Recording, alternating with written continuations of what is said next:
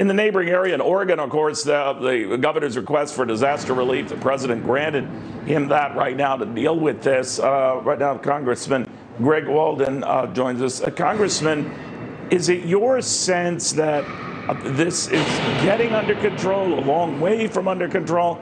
In Oregon, it seems to have caught everyone off guard that it suddenly, morphed into what it is now. What's the latest you can tell us? Yeah, a couple of things. One, we generally don't have these types of fires this close to communities or right in the communities. We're used to big open range fires or forest fires burning hundreds of thousands of acres. Those have been going on as well in my district. But in Phoenix and Talent, Oregon, we lost 2,700 or more housing units, mobile home parks and all. And that was mostly grass fire and brush.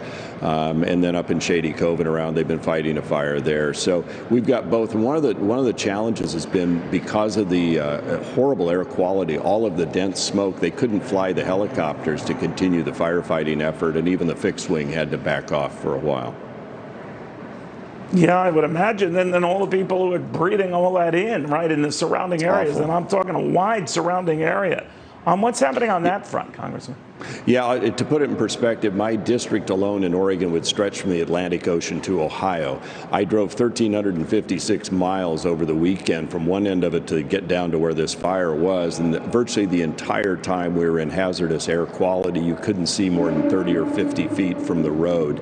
And so that's continued. Eventually we'll get Pacific Coast winds that'll blow through and hopefully some rain finally this fall. But we dry out in the summer.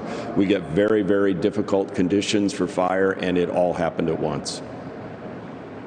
I'm wondering, there have been so much attention being paid to a protest in Portland and other areas. I mean, this obviously has shunted that activity for the time being, but what are you hearing on that front?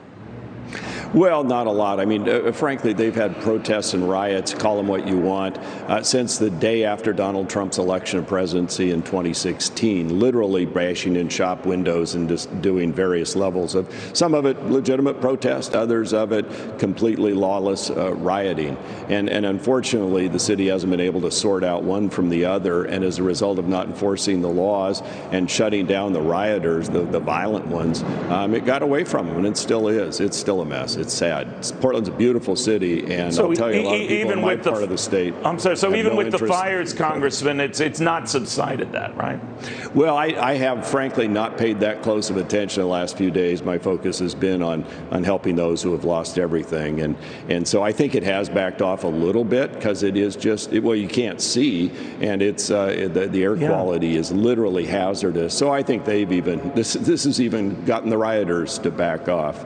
And so I don't know where that all ends up. But we need help. The administration's been quick. I met with the president on Monday in Sacramento.